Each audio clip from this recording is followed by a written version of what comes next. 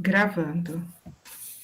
Então vamos levar o nosso pensamento até Deus, até Jesus, agradecendo o Senhor a mais uma vez estarmos aqui reunidos, a mais uma vez estarmos dispostos, de certa forma, a aprender um pouco mais. E que, acima de tudo, possamos abrir nossos corações, nossas mentes, para compreender melhor o universo dos nossos irmãos autistas, auxiliando, refletindo e aprendendo também com sua experiência, com tudo aquilo que eles têm nos a ensinar, pela sua visão diversa do mundo. E que Deus, em sua infinita bondade, nos abençoe e nos ampare hoje, agora e sempre. Assim seja. Então tá, gente. Então, mais uma vez, sejam todos bem-vindos a mais um encontro aqui do nosso grupo de magnetismo, né? Então, como a gente já tem feito há algumas semanas, nós estamos estudando o tema do autismo, né? A gente viu alguns vídeos no qual a gente deliberou sobre a questão da ciência, né, dos traços principais do autista e tal. E também a gente viu um vídeo sobre a realidade espiritual do autismo, né, que como a gente viu, na verdade, uma das causas seria, por exemplo, pessoas com grandes complexos de culpa, né, que têm medo de reencarnar, né, que têm medo da diversidade do mundo, né? Então é bastante importante que a gente tenha uma proatividade no sentido de mostrar, né, para essas pessoas que o mundo é belo, né, que o mundo é bonito, que vale a pena viver. Então, isso é o primeiro grande aprendizado, né, que a gente precisa ter conosco. Aí na semana passada ainda a gente começou a ver, né, alguma coisa do livro do Jacob, né, a gente vai dar prosseguimento agora. E depois nós vamos estudar um protocolo também, que eu já deixei esquematizado aqui para vocês, né? Um protocolo até relativamente simples, né? Não vai ter muito problema aí para a gente fazer. Boa noite, Miriam. Seja bem-vinda, querida. E depois eu ainda vou passar alguns vídeos ainda para complementar algumas coisas que a gente tem estudado, tá? Então, eu vou compartilhar aqui com vocês.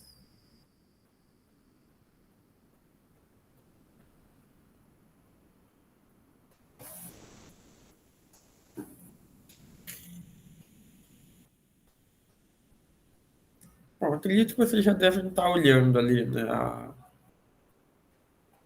apresentação, né, a foto do livro, quer dizer.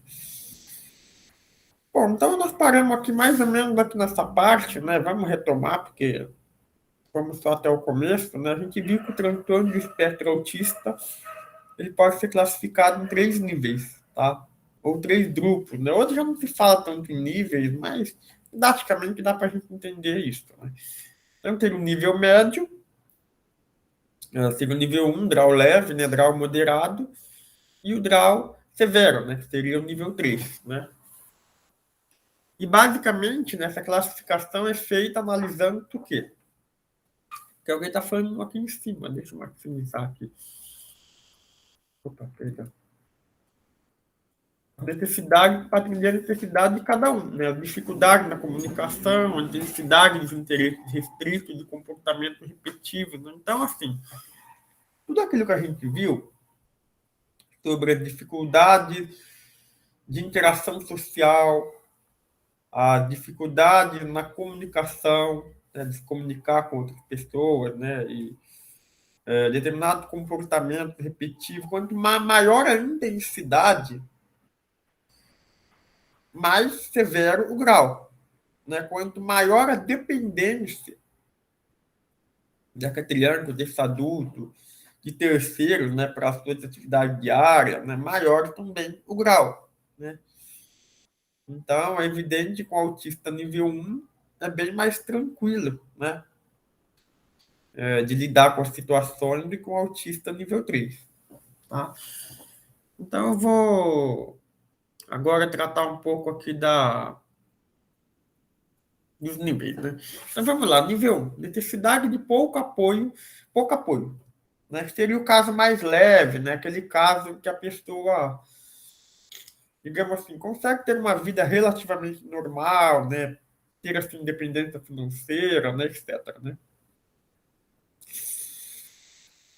O livro ele trouxe mais a questão das crianças, tá? Porque como é um tema que tem sido muito mais frequente agora, né? E a gente viu o porquê disso, né? Porque a gente está passando por um momento de transição planetária, né? É, então, muitos espíritos estão sendo forçados, de certa forma, a reencarnar, né? Porque é imperioso que assim seja, né? Porque não dá para ficar adiando eternamente, né? Quando a gente está passando por um momento de transição, né? E aí, dessa forma, esse espírito ele se fecha no mundo dele, né, em nível energético. Por quê? Porque ele tem medo de falhar novamente, né? Ele tem medo até de encarar as situações, né, as suas dificuldades, né? Então, por isso que diz que o autista fica muito no mundo dele, tá? É justamente por conta disso. É esse medo de, de lidar, né, com o seu próprio eu, no nível mais profundo. E aí ele se fecha no mundo, né, onde ele busca uma maior previsibilidade, um maior conforto, né? Então, por isso que o autista ele não lida bem com mudanças repetitivas, né, com situações de que saia do script normal, da normalidade, vamos dizer assim, né? Tudo isso assusta o autista porque ele tem medo de encarar situações novas, o desconhecido, porque isso muitas vezes pode forçar ele a olhar para dentro dele mesmo, né? E esse aí é um espírito com bastante dificuldade em fazer isso, né? Então, é importante a gente ter essa noção, né? Só que sem ter aquele olhar julgador, ou ficar, isso é autista porque você não tem caráter de problema. Não, não é isso, tá? A gente viu até que há uma diferenciação biológica no cérebro. Eu vou mostrar um vídeo aqui para vocês, né, mostrando bem isso, tá? Então é natural que essas dificuldades surjam, aconteçam. Eu acho que eu vou até mostrar agora, já antes mesmo da gente ver isso aqui, porque aí fica até mais fácil de entender, né? Deixa eu compartilhar aqui com vocês que a gente já mata esse vídeo já. Acho que ele vai ser bem oportuno. É um vídeo bem curto também.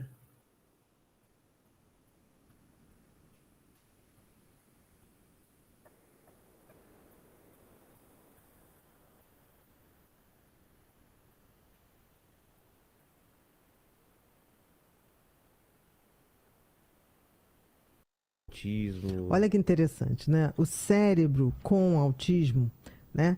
É, é um cérebro que ele tem várias pequenas alterações em vários lugares, tá? É como se você tivesse, eu costumo dizer assim, o cérebro começa a se formar direitinho, com 3 meses o bebê e o cérebro está praticamente formado, aí do terceiro mês até o quinto mês, você está todo formadinho. Aí do quinto mês ao nono, você tem um excesso de material. Tá. E o cérebro, você passa por um período de lapidação, como se fosse o final da obra. Não tem excesso de tinta, de reboco, que você vai fazendo o acabamento. Sei. O cérebro passa por esse momento de acabamento. O que tudo indica hoje é que nesse momento do acabamento final, fica muito mais célula do que deveria. Então, você tem vários lugares, tanto que a neuroimagem de pacientes com autismo, você vê um hipofuncionamento em vários locais. Não é localizado num lugar como é, por exemplo, o TDAH. Entendi. Tá? Não é localizado como é o toque, por exemplo, quem tem toque. Então, o que a gente sabe é que esse excesso de neurônios acaba trazendo um processamento do outro lentificado. Então, por exemplo, a grande O dificuldade excesso de acaba sendo. prejudicial, É? porque tira a qualidade do Ah, reconhecimento. tá. Por exemplo, uma pessoa com autismo olha aqui a nossa conversa e ele não consegue ler a linguagem facial. Por exemplo, quando você ri ou quando você Tá não está tenso. gostando, está tendo, não está gostando do assunto, que você faz assim, Ele lê visualmente mas ele não decifra.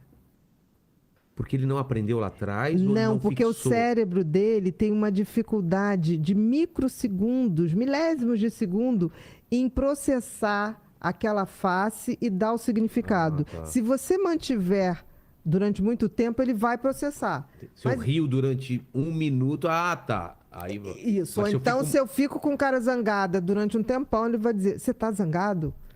Mas Ah, numa conversa social, numa relação muda social, muito. você muda muito. Então, essa percepção social ele não tem. Entendi. Então, o que, que acontece? A condição sine qua non da pessoa com autismo é a dificuldade social e a dificuldade de linguagem nessa troca social. Codificação.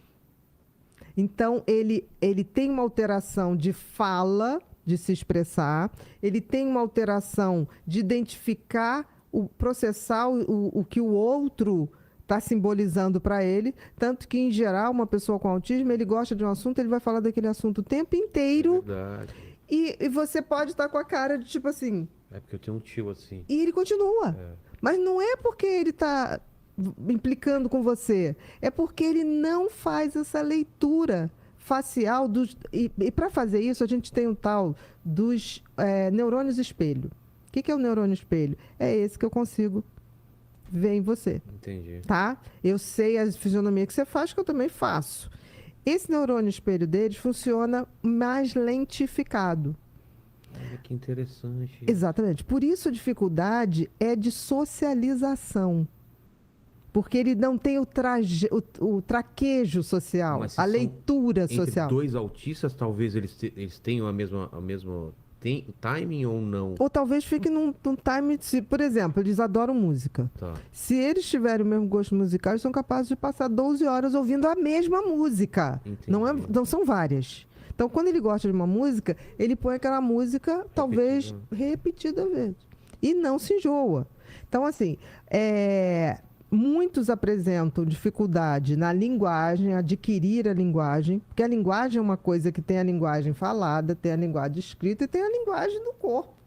Então, é claro que prejudica. Você prejudicando a interpretação de microfaces, de jeito do corpo, se a pessoa está descontraída, se a pessoa está tensa, dificulta essa linguagem também.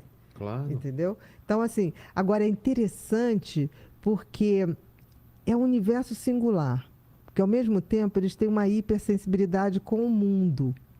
Então, por exemplo, uma pessoa com autismo, você falar alto perto dele, ele interpreta como se você estivesse batendo nele. É mesmo? É.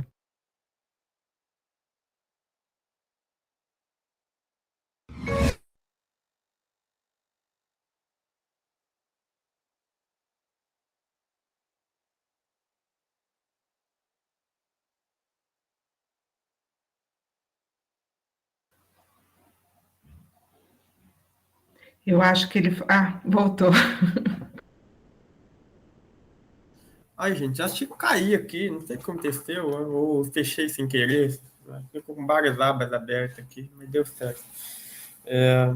Bom, Helenita, tem pessoas novas aí, sejam bem-vindas, viu? No nosso grupo é sempre um prazer receber pessoas novas, tá? Então, seja muito bem-vinda.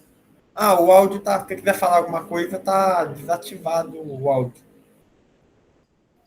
Muito obrigada, que eu recebi convite de uma sobrinha que está no grupo e resolvi participar. Ah, seja muito bem-vinda, viu, querida? Aqui é um grupo que a gente estuda doação de energia, né, do magnetismo, à luz da doutrina espírita.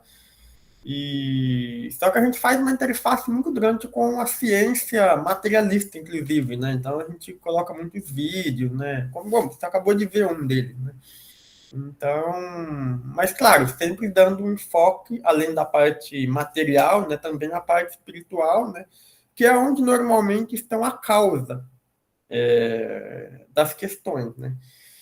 E como eu estava falando até um pouco mais cedo, né, nós estamos estudando o autismo, né, e espiritualmente ele significa uma dificuldade daquele espírito, né, no processo reencarnatório, né, e durante essa encarnação, em lidar com as próprias questões, no sentido de que muitas vezes todos nós, tá, isso não é apenas os autistas, né, mas todos nós temos questões a serem resolvidas, né, sejam dessas ou mesmo de outras existências, né. Só que como nós estamos passando por um processo de transição planetária, o que é isso?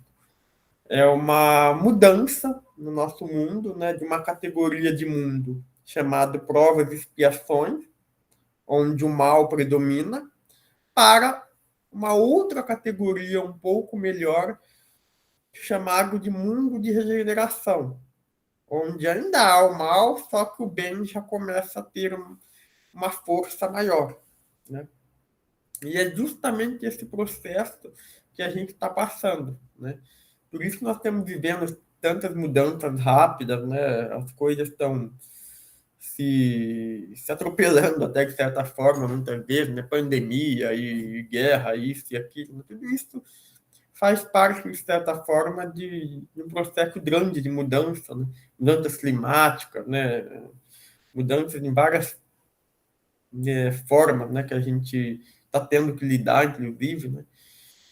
E o que acontece? Por estar passando por esse processo de transição, né? Muitos espíritos, né? Têm medo de reencarnar, né? E só que é meio que tem que ter as últimas oportunidades, né? É necessário que seja feita essa encarnação, porque é imperioso, né? Que a evolução do planeta se cumpra, né? E aí, nesse processo de forçar, né? De obrigar a reencarnar, assim, de certa forma, né? Faz com que muitas pessoas tenham medo, né? E se fecham no seu próprio mundo, né? Então, por isso que diz que o autista ele fica no mundo dele, né? Porque, de certa forma, soa menos ameaçador, né? Soa mais tranquilo, né? Por isso que ele gosta muito de previsibilidade, né? Por isso que ele gosta muito de rotina. Só que isso não nos dá o direito da gente julgar, primeiro que cada caso é um caso, não existem regras absolutas, né? Então é sempre importante a gente saber disso. Segundo, quando a pessoa reencarna, há uma alteração neurofisiológica, como a gente acabou de ver nesse vídeo. Então, há realmente uma dificuldade orgânica, física, né? Não é o que muitas vezes as pessoas imaginam, é falta de vontade apenas, é isso, aquilo. Não. Há uma limitação física, né? Se a gente vir, por exemplo, um cadeirante na rua, a gente vai ficar bravo com ele ou vai ficar mandando ele andar?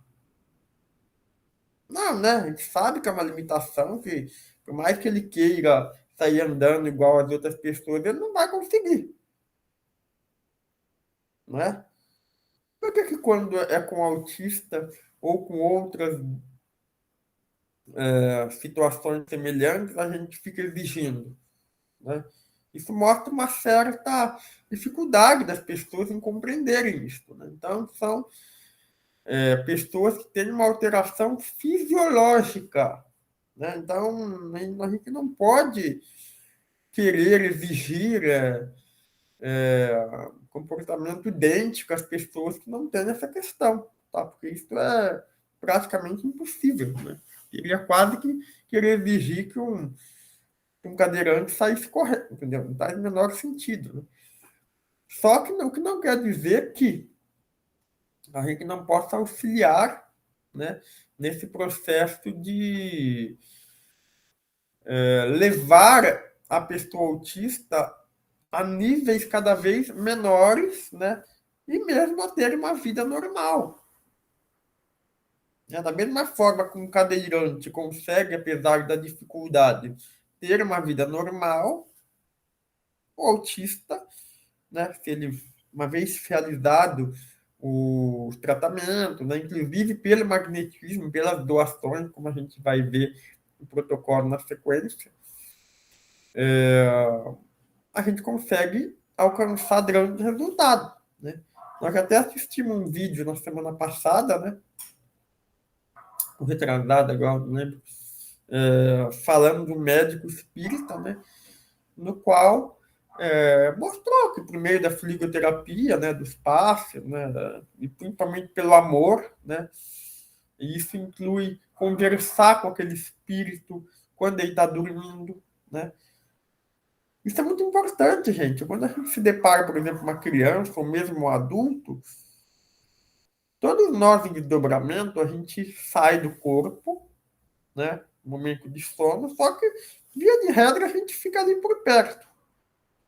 Então, quando a gente se propõe a falar com a nossa criança, com o nosso familiar, enquanto ele está dormindo, é bastante eficiente, porque é o espírito dele quem vai estar ali escutando. Então, é muito importante a gente dizer para as crianças, para os jovens, né, que, primeiro, que o mundo é bom. Mostrar a beleza do mundo. Quando eu falo mostrar a beleza do mundo, não é simplesmente prazeres materiais ou coisas materiais, não. É mostrar, por exemplo, a beleza da natureza, sabe? Auxiliar ele na contemplar a criação divina, porque isso, de acordo com a Joana de Ângeles, nos aproxima de Deus. Falar para esse espírito quanto ele é amado. Falar, olha, meu filho, eu te amo. Você é muito importante para mim. Não importa o que aconteça, eu sempre vou te amar. Porque isso vai dar uma segurança. Ele sentir-se amado vai facilitar com que ele se abra para o mundo exterior, que é justamente o que acontece com o autista. Ele tem muita dificuldade porque ele fica fechado no mundo dele. E claro, como eu falei para vocês, como bem a doutora Ana Beatriz bem disse no vídeo, existe uma alteração fisiológica que, de certa forma, induz esse processo. Mas que não quer dizer que a gente não possa reforçar para ele esse amor, reforçar para ele o quanto o mundo é belo. Porque isso vai fazer com que ele deixe de ver o nosso mundo exterior como algo ameaçador. A gente sabe que é, né? Porque existem inúmeras dificuldades no mundo, existem muitas situações de medo, de problemas mesmo, né? Então é bem importante que a gente mostre que, apesar dessas dificuldades, existem muitas belezas. Então, quando a gente acolhe o autista, principalmente nesse momento de sono, né, quando a gente consegue conversar com esse espírito, quando a gente mostra que ele é amado, a gente consegue resultados fantásticos. Porque a gente vai mostrando para ele, vai fortalecendo dentro dele aquela vontade, aquele desejo de, opa, deixa eu sair um pouquinho, deixa eu dar uma espiadinha lá fora. E nada é mais importante do que o amor. Naquele vídeo a gente viu uma mulher teve trigêmeos com 3 filhas autistas. Sem dúvida, uma situação assim requer realmente bastante doação, não há dúvidas quanto a isso. E aí aquela mulher, né, com todo aquele coração, aquela grandeza, né, com muito amor, né, foi fazendo esse processo de acolher, de mostrar esse amor, né, de levar para tomar o passe, etc. As 3 filhas dela saíram do grau 3 e foram para o grau 1. que é o grau mais leve, né? Onde eles conseguem ali ter uma vida relativamente normal. Então, é muito importante isso, a gente se propor principalmente a amar e fazer com que ele perceba isso. E a gente pode fazer isso tanto em vigília, quando ele está acordado com a gente, mas também quando ele estiver dormindo, porque aí é o espírito dele que vai receber a mensagem de maneira direta. Então, vamos voltar agora para o livro do Jacob, onde a gente vai ver aí os níveis e tal. Aí depois tem mais 2 vídeos que eu quero mostrar para vocês.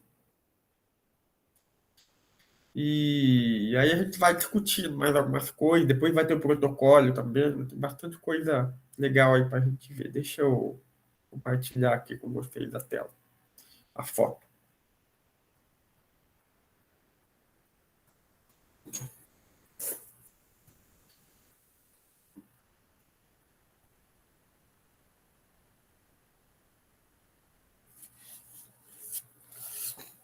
Bom, então deixa eu maximizar aqui.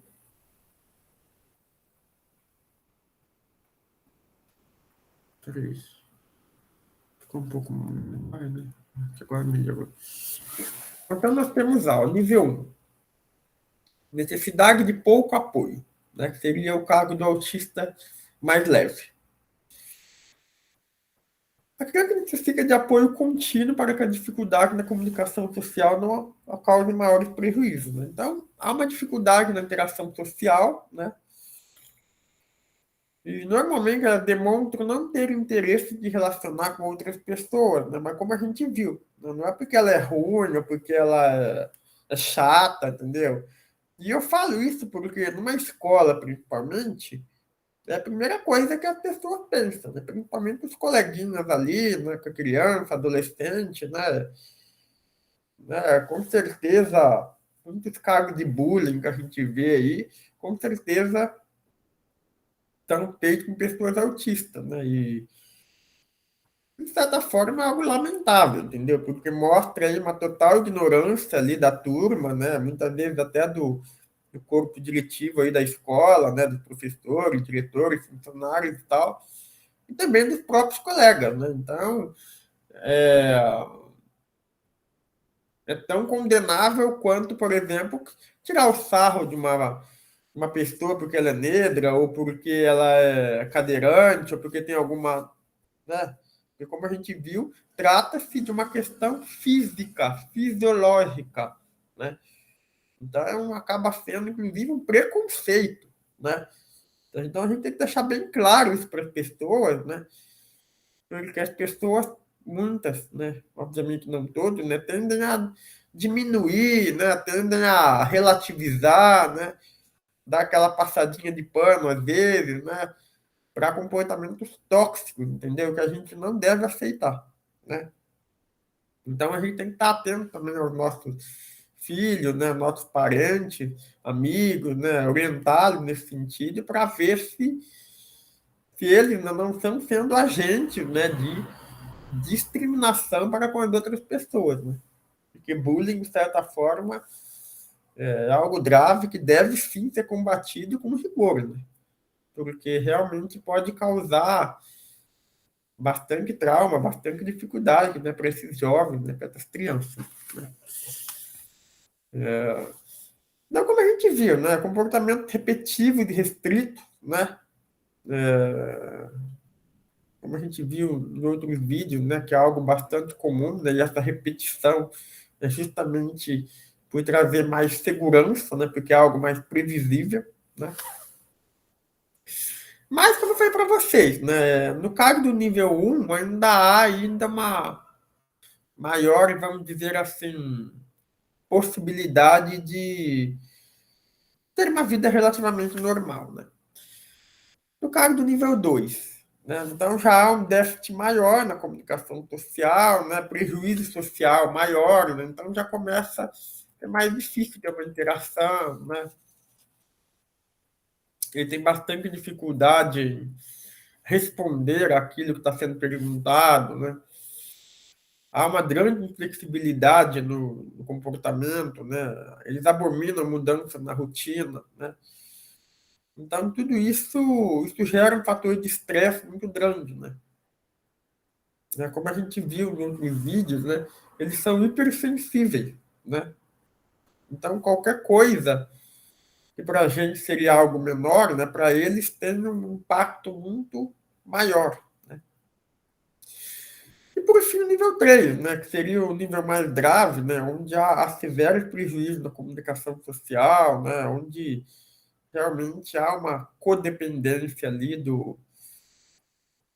dos pais responsáveis ali, né, onde é bastante difícil, né, ter uma vida, digamos assim, normal, entre aspas.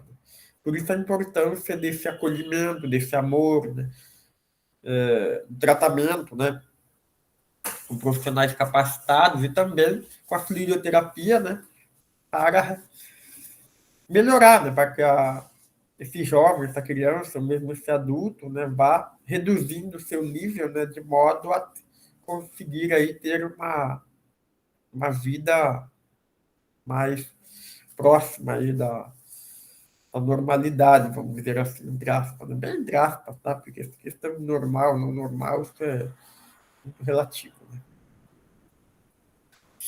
E por que é importante conhecer esses graus? Né? Para avaliar melhor o nosso atendido. Então, quando a gente começa a dar o passe, depois de um tempo, né, alguns comportamentos vão se modificando, né, conforme o paciente vai passando pela fisioterapia, vai passando pelo atendimento psicológico, né, tudo que envolve tratamento, né, vão tendo melhoria, né, e aí a gente precisa conhecer esses níveis, esses graus, né, para poder identificar, né, em que estágio, mais ou menos, entre aspas, né, eu falo bem entre aspas, tá, porque existem mil detalhes, né, nem tudo a gente vai conseguir colocar dentro de um script, né, de algo plenamente esperado, mas é importante a gente saber essas nuances, esses níveis, para a gente poder avaliar, né, se o nosso atendido está ou não tendo alguma melhoria. Né? O diagnóstico é feito por meio de observação, né? Então, a gente tem que estar sempre atento, né? E no tratamento do centro, né? É muito importante a gente ter um caderno para anotar, né, as impressões, né, como foi cada passo, né? Ter uma ficha do paciente, né? Como nas outras questões também. Né? Mas no caso do autista, talvez esteja ainda mais relevante, né? Porque a mudança ela acontece no médio e longo prazo, né? Então é importante que seja feito esse acompanhamento, né, para que a gente consiga ver e até ajustando, né, também a própria fluidoterapia. Né? Como a gente viu, né, a gente até viu no primeiro ou segundo encontro, né, que hoje uma a cada 38, né? Aqui está falando ainda uma a cada 45, mas hoje já está uma a cada 38, se eu não me engano, pessoas, crianças nascem autistas. Isso é altíssimo, entendeu? Isso significa que uma sala de 50, 60 crianças, probabilisticamente falando, se espera ter 2 autistas em cada sala. Em cada sala. Em cada escola. Isso é muita coisa. Entendeu? Então, hoje, dificilmente a gente vai encontrar aí uma sala de aula grande sem ter pelo menos um autista. A realidade é essa. Então, como a gente viu, esse aumento do número de autistas significativamente na última década está sendo por causa desse processo de transição planetária. Então, vamos aí algumas informações aí sobre a incidência do transtorno do espectro autista.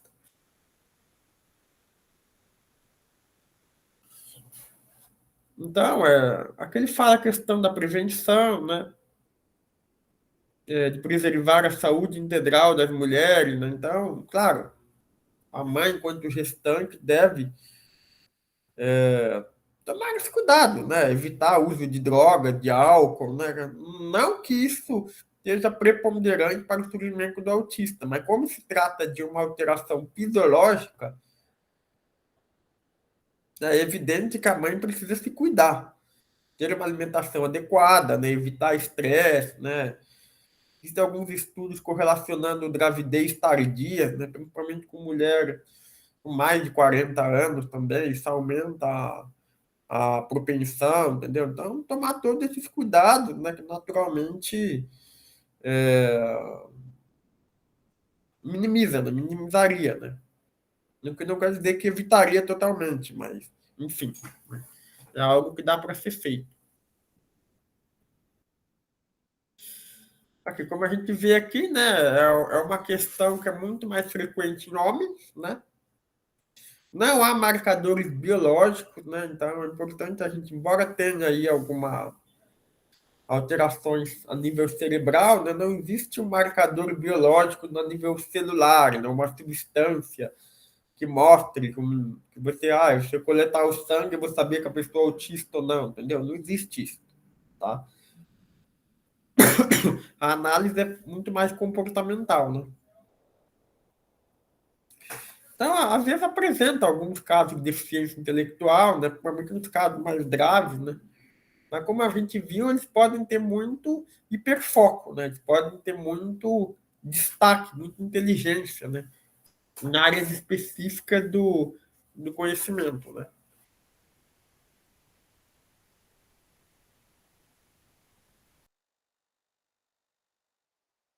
Aqui ele fala até a questão dos gêmeos, né? Também, né? Que envolvido aqui, que no caso de monozigótico, ou seja, seriam aqueles gêmeos que seriam idênticos, né? A probabilidade é maior, né? Que é óbvio, né? Porque se há aí uma questão genética, né, fisiológica, né, é óbvio que gêmeos monozigóticos vão ter uma probabilidade maior. Mas eles percebem que não é 100%. Por quê? Porque depende do espírito. Então, isso aqui é apenas uma propensão do corpo. Né? Isso aí a gente volta lá naqueles estudos lá para trás, lá do André Luiz, né?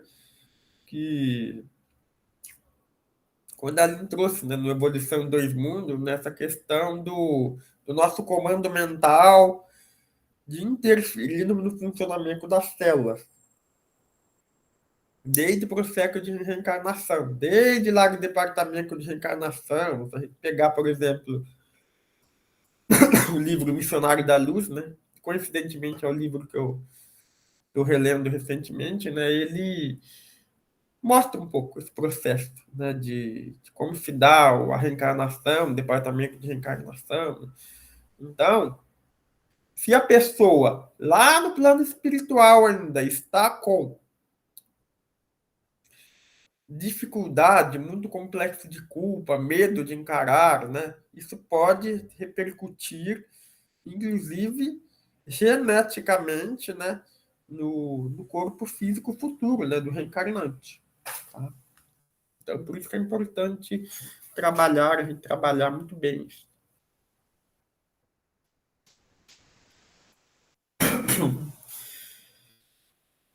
Bom, aqui ele fala mais da questão de como que se deve ser o procedimento, né? Do auxílio de magnetizadores, né? Que tiver alguma pessoa para ajudar a entreter aquela criança, os pais, né? A orientar também. Né? Mas é claro que a gente não precisa esperar grandes estruturas para a gente começar a atuar no bem, né? Bom, então aqui, agora eu vou mostrar para vocês o protocolo, né? Como que seria o, o tratamento, né? Utilizando o magnetismo, né? Que é o foco aqui do nosso grupo de estudo, né? Aqui, bom, só que antes de mostrar o protocolo, eu vou passar mais alguns vídeos aqui, né? Deixar o protocolo para o final, né? Porque aí a gente já consegue. Porque o protocolo ele fala aqui algumas coisas que é bom a gente ter um entendimento de mais algumas coisas aqui que eu ainda quero passar para vocês, tá? Então eu vou encerrar aqui a apresentação do livro por enquanto. Daqui. E agora eu vou compartilhar um vídeo aqui com vocês, né, para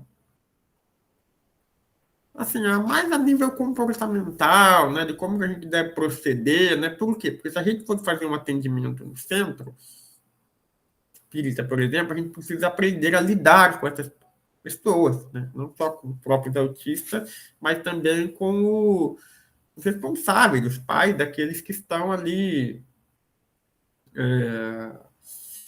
envolvidos ali naquela questão, né? Então a gente precisa ter esse entendimento bem claro, tá?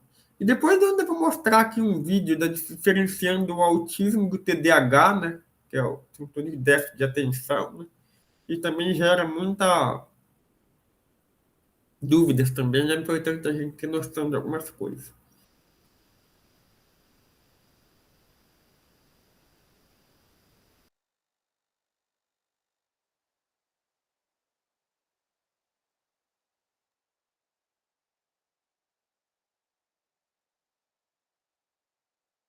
Então eu vou colocar esse.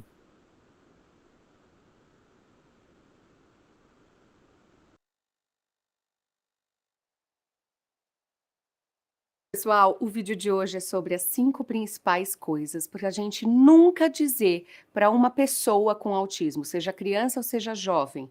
As pessoas com autismo têm um funcionamento específico e uma forma de compreensão específica. Algumas coisas são proibidas e são muito sérias da gente falar para eles.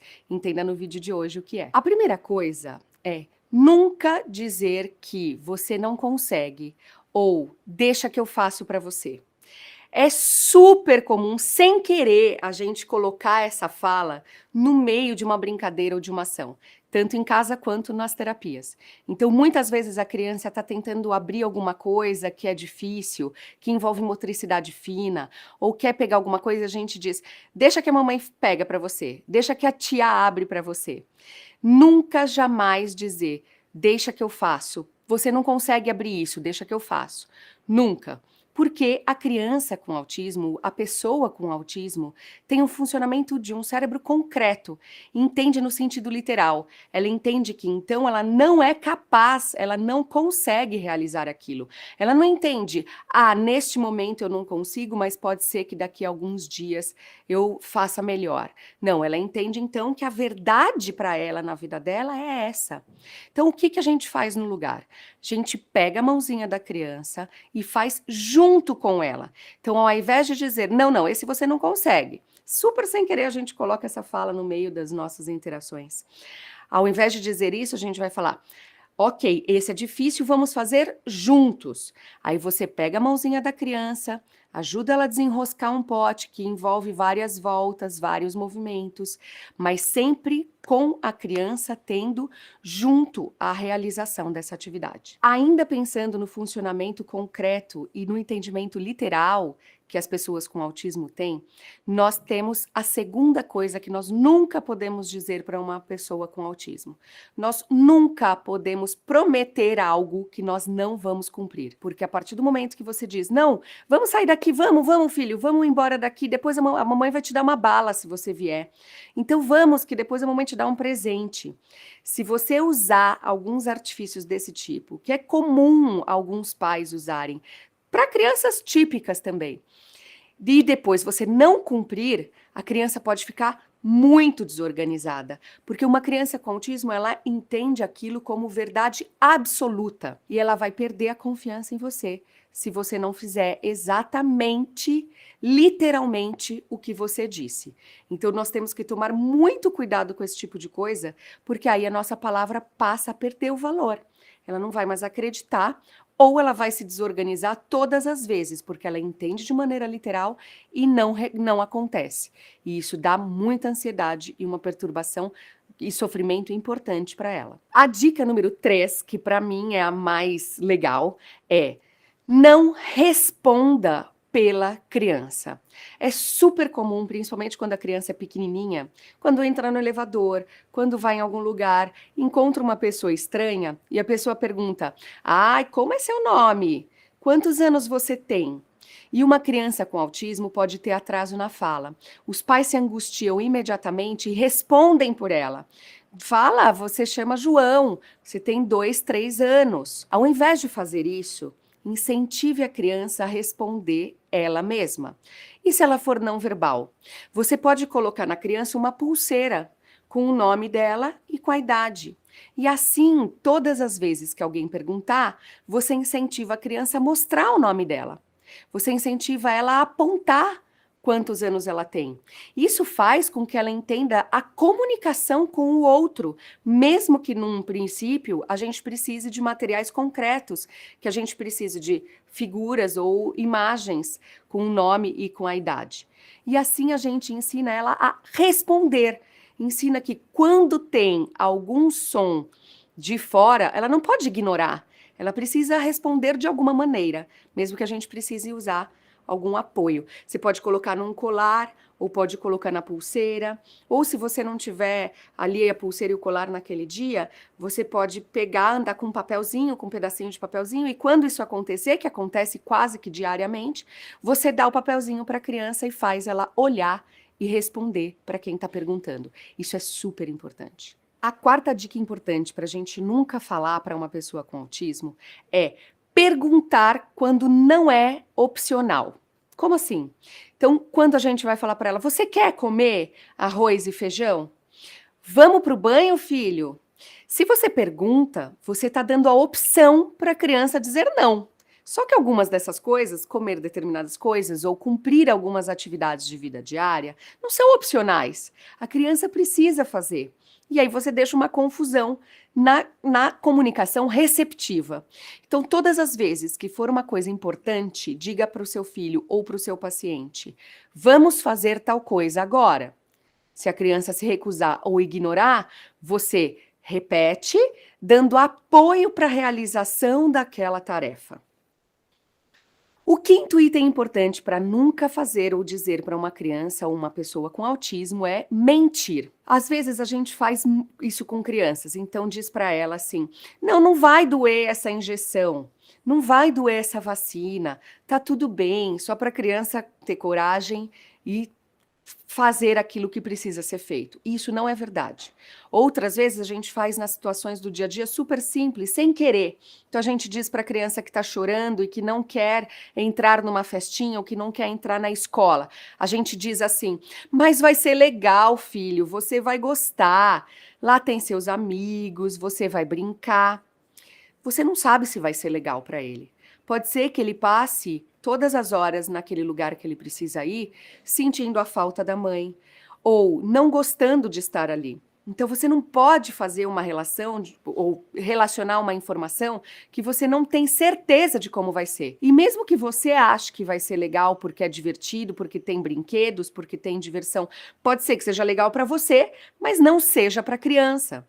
Então, para uma criança com autismo, para uma pessoa com autismo, nós temos que narrar e descrever literalmente o que vai acontecer e não prometer que vai ser legal ou prometer que vai ser divertido, que ele vai gostar, porque isso a gente não consegue controlar. Então, o que a gente pode dizer? Por exemplo, numa festa de aniversário: filho, vamos entrar, lá vai ter bolo, lá vão ter seus amigos, lá terão brinquedos esses e esses. Lá o amigo Tiago estará, lá o amigo Pedro estará. Então você pode dizer coisas que você tem certeza que acontecerão, mas não prometer alguma coisa que você não sabe se vai ter ou não. Eu espero que você tenha gostado e que você perceba sutilezas de coisas que a gente faz no dia a dia super sem querer. Esses são alguns exemplos mais clássicos, mas tem muitas coisas que a gente acaba embutindo na nossa fala do dia a dia que pode ter os mesmos efeitos. Esse vídeo é super importante e pode ajudar muitas crianças e adultos até com autismo. Então compartilhe. Compartilhe para que agora, nesse próximo ano, as pessoas já consigam entrar com o pé direito.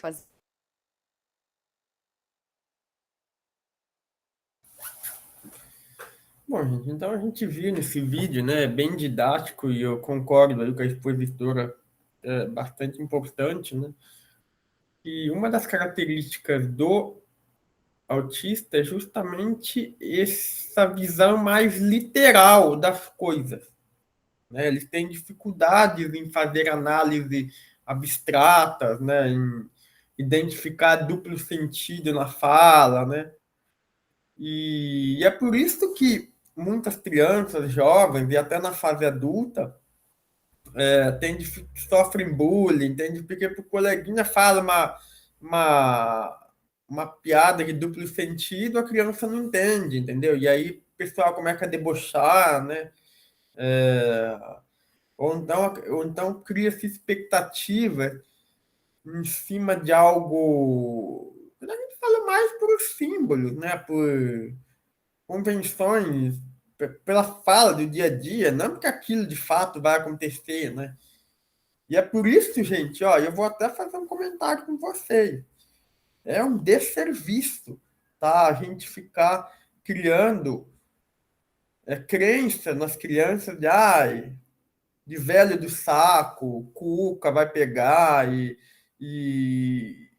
enfim, outras coisas que eu imagino que a maioria de nós fizeram com a gente, né? Não vai ali, senão tal fulano vai pegar, ai, não. Cara, a criança entende aquilo muitas vezes, no caso do autista, de forma literalmente, literal. Então você pode acabar colocando um pavor, colocando uma situação naquela criança, naquele jovem, que pode gerar até um complexo, gerar aí uma dificuldade, né? Então a gente tem que tomar cuidado com o que a gente fala. Então, analisar, falar, opa, pera lá. Se eles interpretam tudo de forma literal, o que eu estou falando? E ela fala certinho, uma outra coisa. Ah, vai ser legal a festa. Não sei se vai ser legal. Não, se a criança entra lá, começa a fazer bullying com ela, entendeu? E aí? Aí a criança ainda vai ficar com raiva de você, ainda porque você disse que ia ser legal e não está sendo. Né? Ou seja, você ainda que vai sair como culpado aí da, da história. Né? Então a gente fala, ah, não, vai lá, que vai dar tudo certo. Então, claro que a gente precisa, claro que incentivar, claro que ser otimista, isso é importante, né? Mas existem formas e formas de fazer isso. Né? A gente não pode prometer algo que a gente não sabe que vai dar certo. Muitas vezes, ir naquele lugar, ou ir naquela festa, ou mesmo naquela vaga de emprego, qualquer outra coisa assim, pode não ser legal. Podem ter pessoas debochadas lá, chatas lá, que vão, insensíveis, que vão fazer coisas não apropriadas, né? E aí? E aí a pessoa interpretou aquilo como algo literal, né? E aí pode ter uma dificuldade nesse sentido, né? Então, e eles têm muita dificuldade também para interpretar sarcasmos, né? Segundas intenções, né? Então isso também é muito importante, né? A gente estar atento, porque acabam sendo crianças, jovens e até adultos mais inocentes, né? E infelizmente a gente vive num mundo aí onde pessoas mal intencionadas é o que mais tem, né? Em vários níveis, de todas as formas possíveis, né? Então, assim, é importante a gente estar atento a isso e procurar, de preferência, com auxílio do psicólogo, um profissional, né? A ajudar essa criança a entender determinados perigos, determinadas situações que, se para a gente é imediato, para eles podem não ser, né? Tanto que, infelizmente, é muito comum, né? Crianças autistas, por exemplo, serem seduzidas por pedófilos ou por pessoas muito mal intencionadas, né? Com bolo, né? Com brinquedo, com isso, com aquilo, prometendo coisas boas, né? E a criança não ter capacidade, né? O discernimento e ver uma atitude aí equivocada, né? Uma intenção malévola, né? Vamos dizer assim, né? Então é importante a gente ter, né, tudo isso para que a gente possa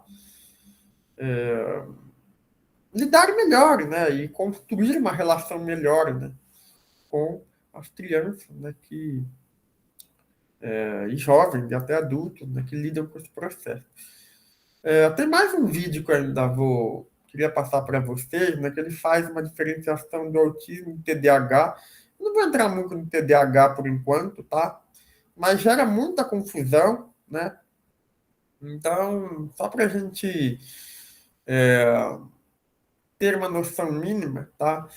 Porque senão a gente pode achar que as pessoas que têm esse transtorno de déficit de atenção, no TDAH, e confundir com autismo, não é legal, né?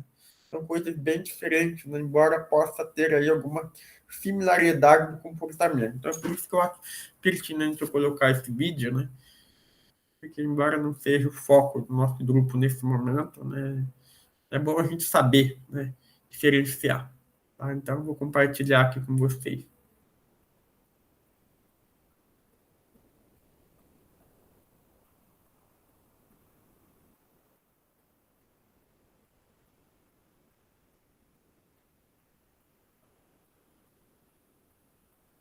Pronto, já está aparecendo aqui, né? Diferenças entre o autismo e o TDAH. Então, vamos lá, estou aqui para isso, para a gente conversar um pouquinho. Você já percebeu que eu uso muito as palavras neurodivergente ou neurodivergência para me referir às pessoas autistas, disléxicas ou com déficit de atenção? Por quê? Porque nesses e em alguns outros diagnósticos também, o desenvolvimento neurológico é atípico, é divergente da média. No autismo, por exemplo, a amígdala de uma criança de 8 aninhos já pode ter o tamanho de uma amígdala de um adulto. E aqui eu não estou falando da amígdala da garganta, não, tá? Eu estou falando de uma estrutura no sistema límbico responsável principalmente por detectar ameaças. Então imagine, por isso que a criança com autismo tende a ser muito mais sensível aos movimentos e a outros estímulos sensoriais também. Ela não consegue controlar isso. Então ela pode ficar mais enjoada quando anda de carro, pode se assustar mais quando as pessoas se aproximam dela, mesmo que não seja muito bruscamente, fica mais sensível. E ok, mas às vezes as pessoas com TDAH também relatam essa hiperreatividade aos estímulos. Então outras pessoas me questionam aqui se essas características do autismo não são as mesmas do transtorno do déficit de atenção. E não são apenas vocês que percebem essas semelhanças. Na verdade, os cientistas holandeses acreditam que o TDAH e o autismo sejam apresentações diferentes da mesma condição. E eu vou deixar o link aqui do PubMed com o artigo, vou deixar no primeiro comentário e na descrição também. O artigo é de 2012, mas desde então tem sido bastante discutido e vale a pena conferir. E o que a equipe percebeu foi que o autismo sempre traz os sinais do TDAH. Agora, 50% das pessoas, não sei se posso dizer só 50% das pessoas com TDAH, é que vão apresentar os sinais do autismo. Mas os estudos dessa equipe holandesa não são conclusivos, aliás, tem uma discussão infinita sobre esse assunto e só no futuro que a gente vai saber as cenas dos próximos capítulos, porque são muitas linhas de raciocínio, tem a genética, até estudos de neuroimagem também, cheios de interpretações diferentes, realmente é um tema que tem sido muito estudado. Mas para que a gente possa falar a mesma linguagem do DSM, por exemplo, e conhecer as diferenças oficiais entre o autismo e o déficit de atenção, eu vou resumir aqui para vocês os critérios diagnósticos, que são, no caso do autismo, basicamente, nós vamos ter 2 critérios diagnósticos. O critério A vai se referir às dificuldades de linguagem, de comunicação, dificuldades persistentes da comunicação e da interação social. Então, aqui nós vamos observar os problemas de linguagem, né, claro, as dificuldades de expressar as próprias ideias, de se expressar, a expressão facial, a expressão corporal, tudo que possa afetar o relacionamento da pessoa com a família dela e com os amigos também. Então, no consultório, ou mesmo em casa, os pais devem observar assim: a criança tem sorriso social, se ela consegue manifestar as próprias emoções e a partir de expressões faciais coerentes, né, com o que ela esteja pensando, se ela faz contato visual natural. E só lembrando aqui que algumas pessoas vão aprender a imitar esses comportamentos, inclusive nós temos um vídeo no canal só sobre camuflagem, vou deixar aqui nos cards para vocês.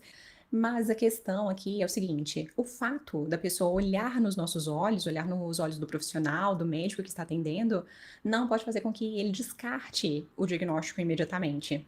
E por outro lado, nem tudo é autismo. Então, não é porque nós temos algumas das características que nós vamos insistir no diagnóstico. Para ser TEA, para ser transtorno do espectro autista, os sintomas devem ocorrer desde a infância e precisam ser um transtorno de verdade, um transtorno na vida do indivíduo. O próprio nome já diz, é um transtorno do espectro autista. Agora, o segundo critério, o critério B, vai falar sobre padrões restritivos, padrões restritos, repetitivos de comportamento, de interesses ou de atividades. Então, aqui, o que nós vamos observar, os profissionais, né, vão avaliar se a pessoa tem problemas com alterações de rotina, se ela quer fazer tudo igual, do mesmo jeito, sempre, se ela fica muito limitada por causa de manias, se ela tem restrições alimentares, se ela gosta dos mesmos objetos, se assiste sempre aos mesmos filmes, aos mesmos desenhos animados, se ela desenha sempre sobre os mesmos temas, se faz movimentos repetitivos e por aí vai. Mas, resumindo, no autismo, as pessoas geralmente vão ter dificuldades para interagir e, principalmente, na flexibilização da rotina. Agora, no TDAH, os critérios diagnósticos são 5. E o primeiro critério, o critério A, ele se divide em 3 aspectos, que na verdade resume a maior parte da história, que são a hiperatividade, a desatenção e a impulsividade persistentes. Os critérios B, C e D, eles vão avaliar essa persistência do problema ao longo da vida da pessoa e, basicamente, se eles vêm desde a infância. Isso é importante saber. Se a criança já esquecia os objetos, por exemplo, por onde ela passava, ou se ela esquecia dos compromissos dela, das tarefas escolares, se a desatenção, a impulsividade, a hiperatividade comprometiam o desempenho dela em diferentes contextos, ou se ainda comprometem. Porque quem tem déficit de atenção quase sempre tem essas queixas, não apenas na escola.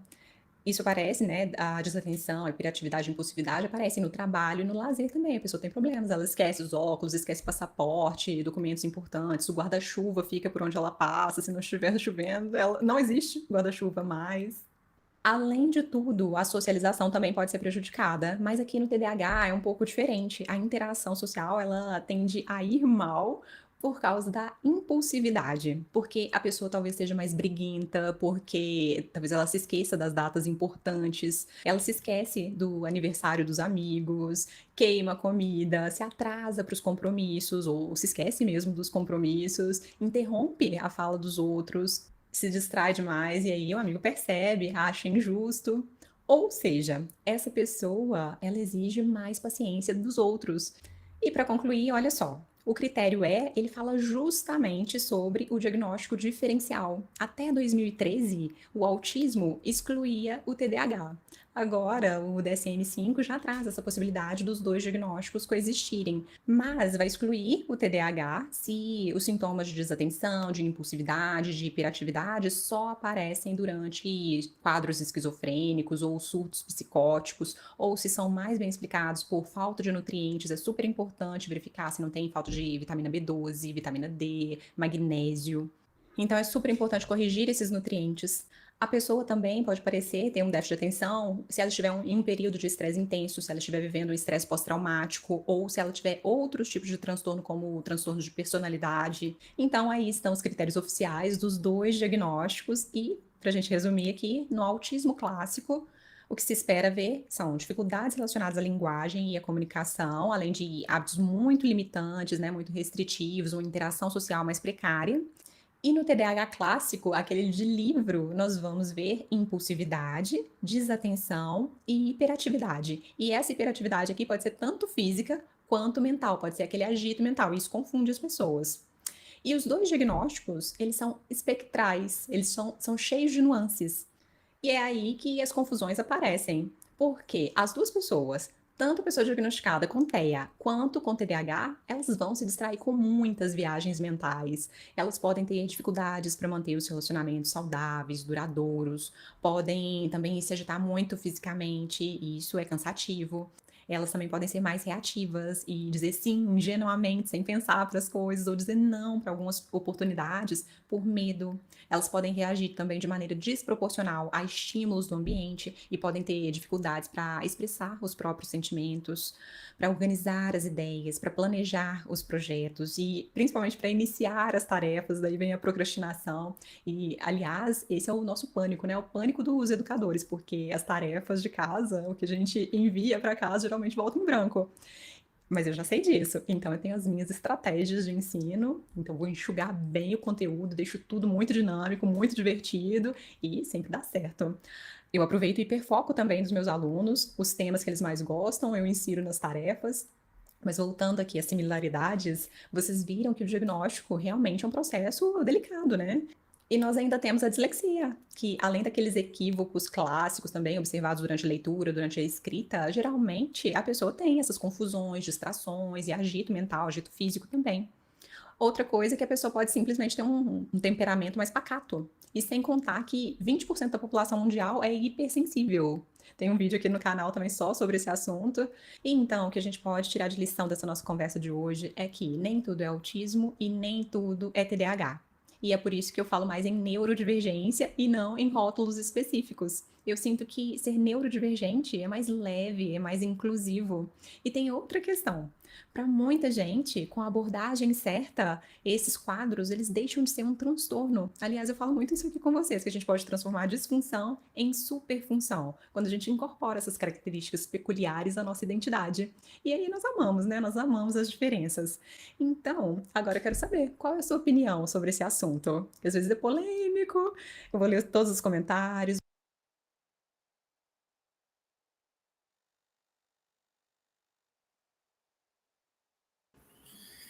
Bom, gente, então a gente viu, né? Porque o TDAH também é muito comum, né? Embora não seja, como eu falei para vocês, né, objeto aqui do nosso estudo nesse momento, né? Mas ele é também um distúrbio neurobiológico, né? Que como a gente viu, né, se caracteriza pela desatenção, impulsividade, né? E tem fator genético, tá? Bastante importante, né?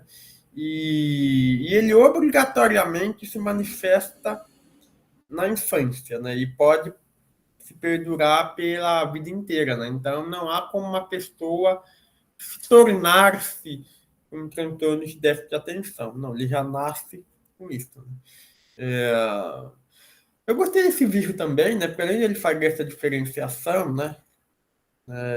Que obviamente vai requerer aí um atendimento profissional, né? Para dar um diagnóstico conclusivo, né? Mas como a gente sabe que no centro espírita, né, muitas vezes as pessoas que vão lá não têm condições financeiras de ficar pagando médico, né? Às vezes o sistema de saúde demora muito, né? A pessoa nem tem um diagnóstico, né?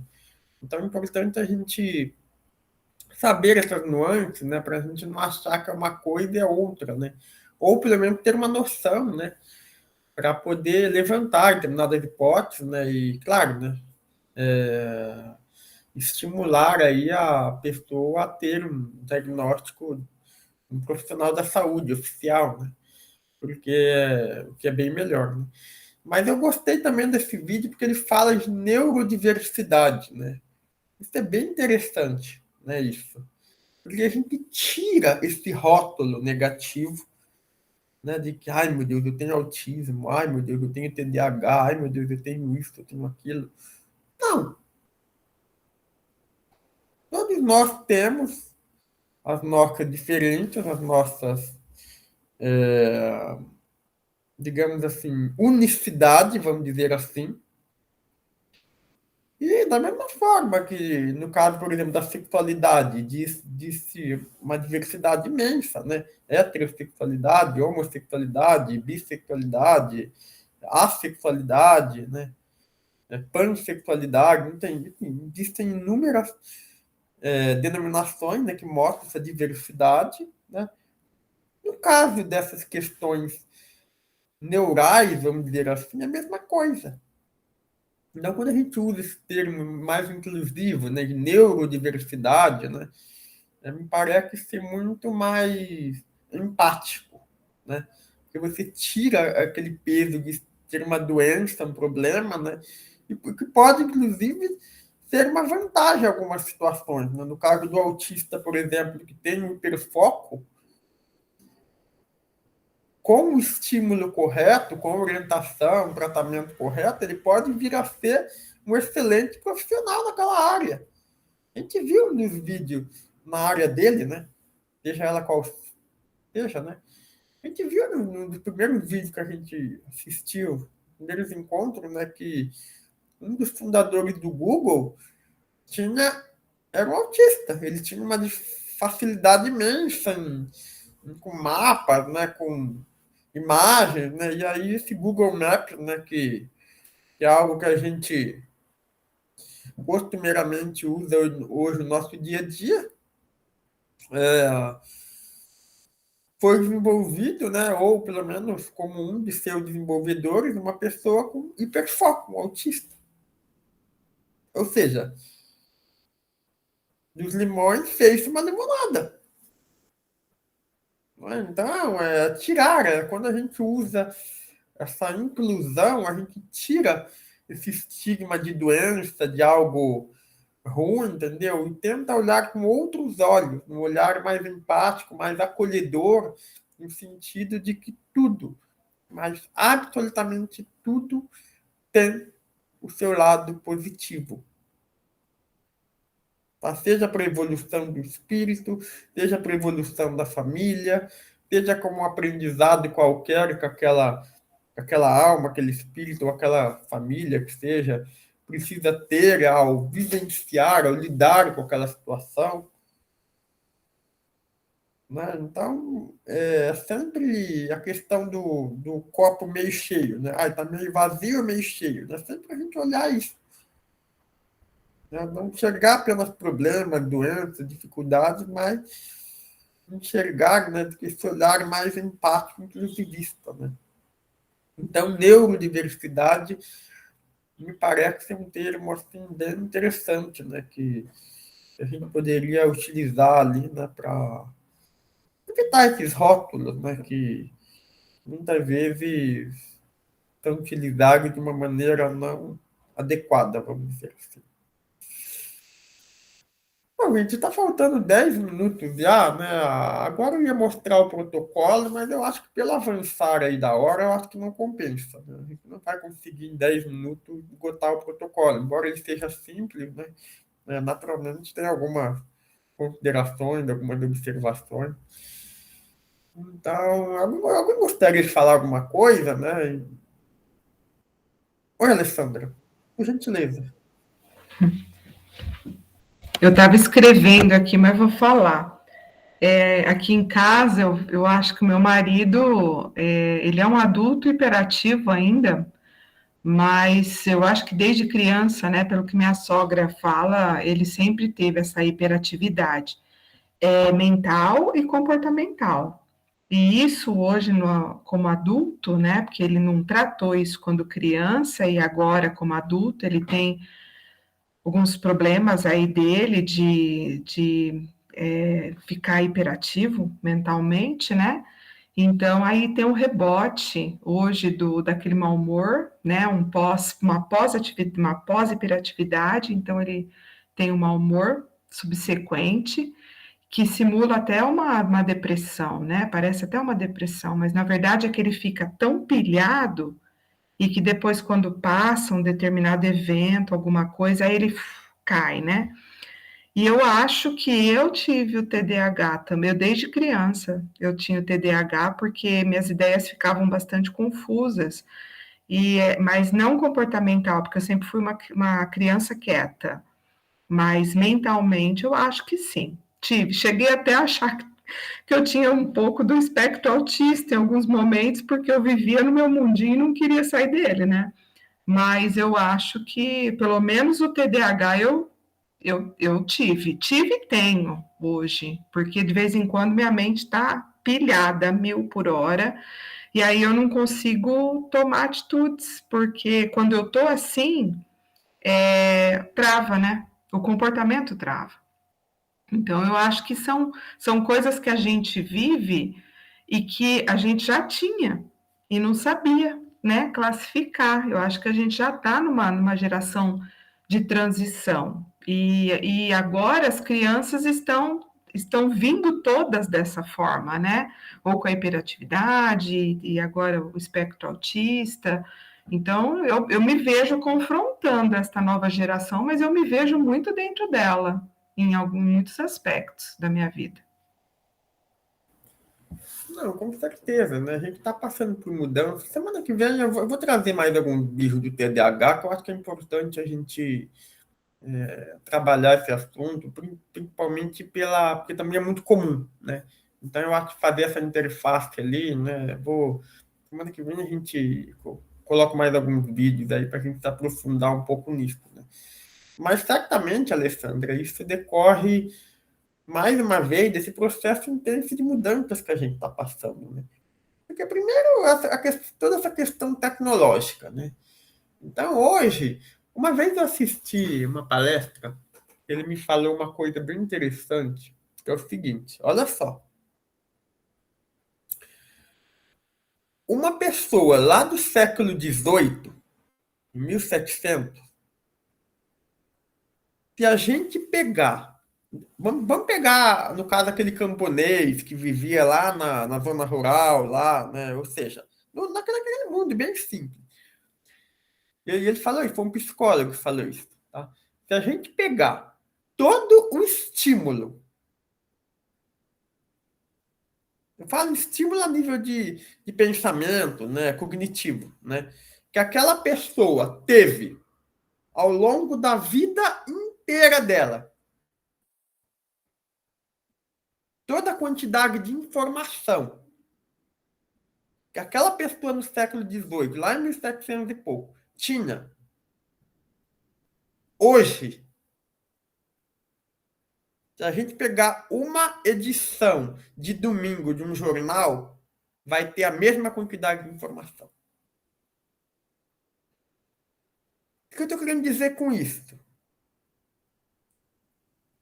Que a nossa geração, principalmente a gente considerar dos anos 50, 60 para frente, né, com o surgimento aí da informática, né, depois da internet, né, e agora já se fala até de inteligência artificial, de chat GPT, né, e por aí vai, né, que vai, na verdade, já está revolucionando, né, a forma como a gente utiliza a inteligência, né, artificial a nosso favor, né. A quantidade de informação que nós temos é milhares de vezes maior do que os nossos antepassados há pouco tempo estavam sujeitos. Então, vocês entendem, gente, que biologicamente houve um espaço de tempo muito curto para o nosso cérebro se adequar a uma mudança tão brutal de vida, de viver. A gente pega hoje um smartphone, tem de tudo aqui. A gente pode colocar centenas de livros, a gente pode ter as mídias sociais, tem conversa com um monte de gente, faz chamada de vídeo.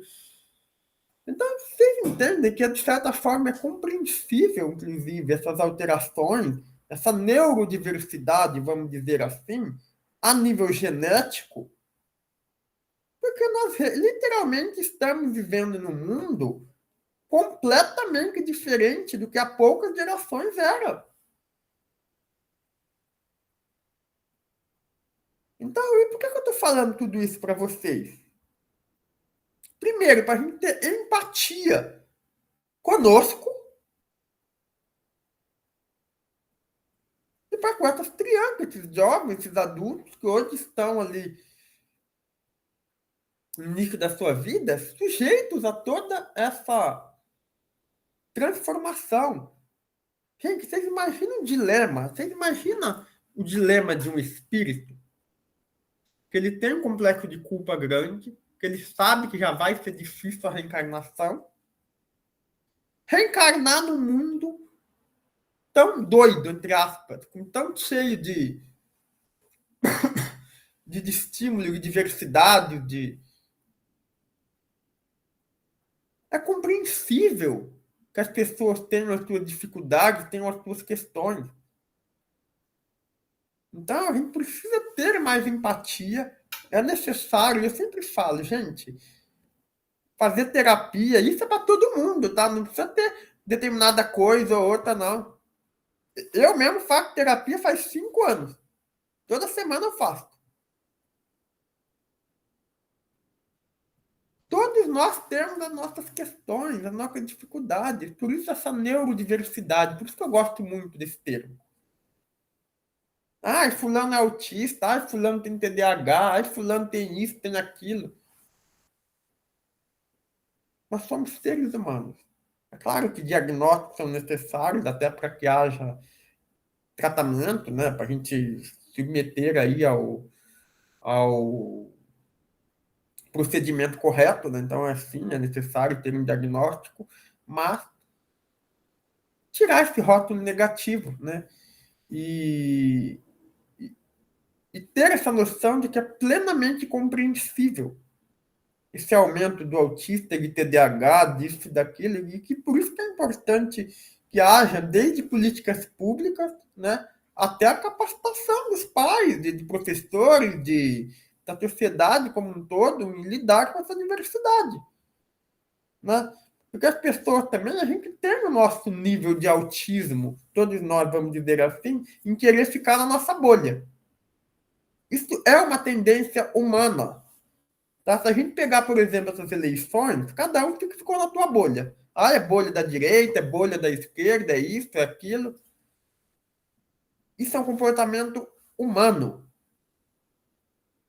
Então, a gente precisa ter um olhar, primeiro, sair desses paradigmas de querer necessariamente pertencer a algo. A gente vê muito isso, né? No futebol, né? Ai, ter isso. Claro, de uma forma saudável, isso é bem adequado. Só que tem situações de que a gente leva ao extremo. Esse sentimento de pertencer a algo, como se aquilo fosse uma verdade absoluta. Por que eu estou falando tudo isso? Né? Justamente porque esse é um comportamento humano. Então, quem somos nós para julgar? Né? Muitas vezes pessoas com essa neurodiversidade, sendo sem hipocrisia nenhuma, muitas vezes nós mesmos repercutimos os mesmos comportamentos. Né? Pode falar, Alessandra. Por gentileza. O áudio está desativado.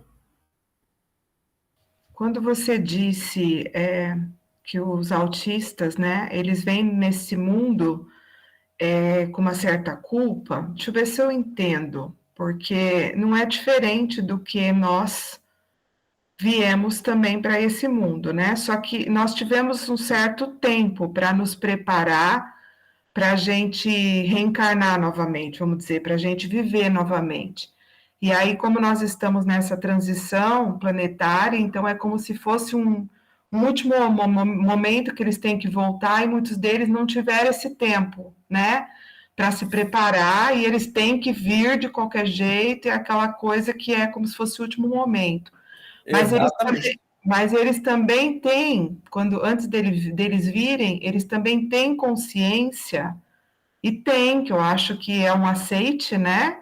Eles também têm consciência que eles não vão ser bem aceitos, né?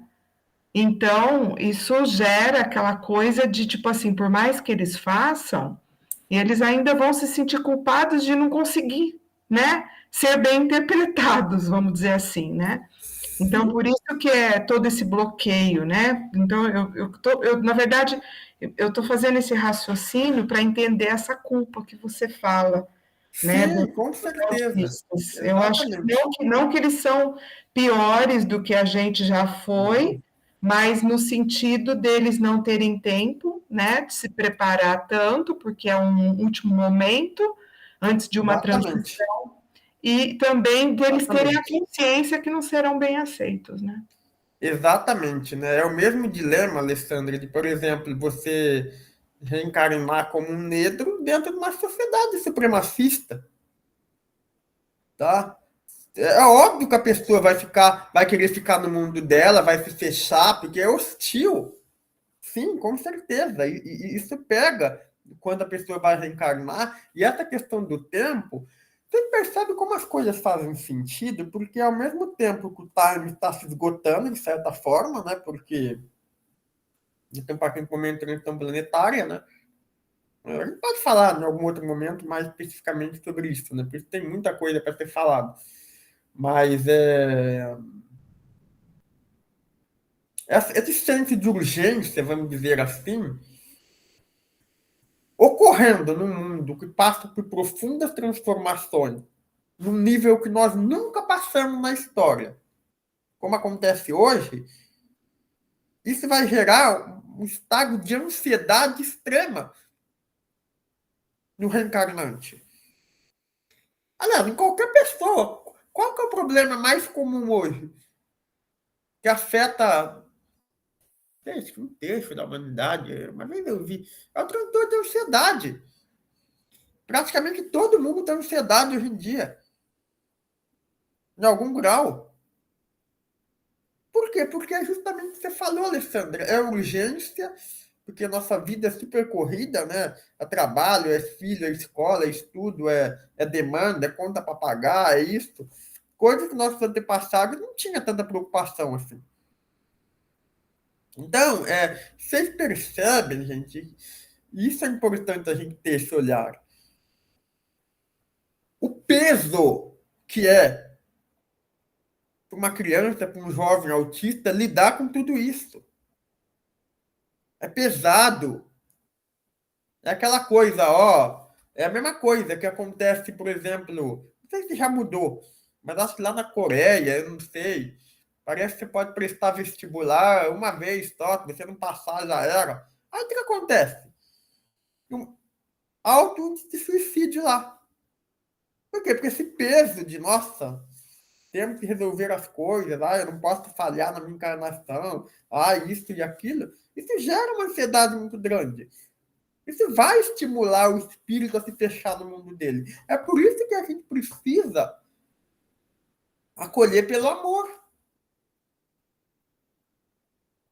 Conversar com aquele espírito durante o sono, na vigília. Mostrar para ele que ele é amado. Sem cobrança. Levar a fluidoterapia, como a gente vai ver na semana que vem, protocolo, como que é feito, né, esses passos, né, como que isso pode ajudar. É tudo isso, gente. Então, por isso que é importante a gente estudar bastante esse tema, né? Eu acho que é um tema bem oportuno aqui para o nosso grupo, para que a gente consiga, minimamente, sermos multiplicadores, né? Na nossa realidade micro, pelo menos, né? E poder auxiliar essas pessoas que tanto precisam. E nos auxiliar também a sermos pessoas cada dia melhores. Mas alguém quer falar alguma coisa, gente? O horário já está dando nosso encontro, né? Nosso encontro para Socorro, Elenita aí que está chegando agora, né? Das 8h30 às 10, tá? Então, toda terça-feira, né? Sejam muito bem-vindas aí, né? Se puderem participar, continuarem, vai ser um imenso prazer, porque realmente tem muita coisa aí para a gente estudar, aprender. Vocês querem falar mais alguma coisa? Senão a gente encerra aí na semana, porque o assunto gera conversa infinita, né? Tem muita coisa para falar, né? Mas também eu sei que já fica tarde, né? A dia de semana, né? É bom a gente não prolongar muito, né? Para não atrapalhar as atividades normais aí de cada um. Bom, se a gente não vai fazer, então a gente pode fazer a nossa prece final. Então, ô Miriam, você tá aí para fazer a prece final? Tá quietinha hoje? Aí, boa noite. Tô aqui sim, né? Tô assistindo a aula. Tá. Faça a prece final. Pai, de infinita bondade e misericórdia, gratidão infinita, meu Pai, por podermos estar aqui, trabalhando, estudando e aprendendo. E obrigada, Senhor, por poder auxiliar os nossos irmãos, nos auxiliando também. Gratidão a essa aula, gratidão, Senhor, por poder aprender. Eu só tenho a agradecer todos os dias a minha saúde física e mental. E essas aulas, Senhor, que tantos nos têm ensinado a lidar com os nossos semelhantes, meu Pai, porque estamos todos aqui aprendendo sempre. Amém. Obrigada, Neto. Obrigada a todos que participaram. Gratidão sempre. Amém, Jesus. Amém. Obrigada. Então tá, meu filho. Gratidão a todos aí também pela presença, né? E é isso, meus filhos. Então estaremos juntos aí semana que vem, se Deus quiser.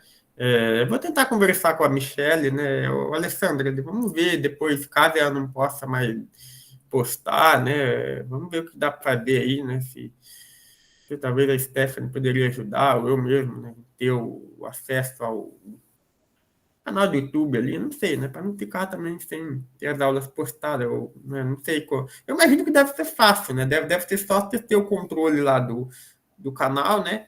Para ir postar, né? Não deve ter dificuldade nenhuma, né? Essa parte eu não sei mexer, não, Nelson. De qualquer forma, eu passo os vídeos para quem for, tá? Tá, beleza. Isso eu passo para você, posso dar propriedade para você, e aí, ou para quem você me disser, Tá, tá? tá. Mas Eu todos os vídeos, eu tenho todos os, eu passei para a Michelle, mas eu tenho todos eles, eu passo de novo para a pessoa. Tá, vou conversar com a Michelle e depois a gente conversa aí no particular, tá bom? Então tá, meus queridos. Boa semana, então. Estaremos juntos aí, se Deus quiser, na semana que vem, tá? Até mais, querido. Gratidão, viu? Boa noite. Boa noite. Boa noite. Boa noite, tchau.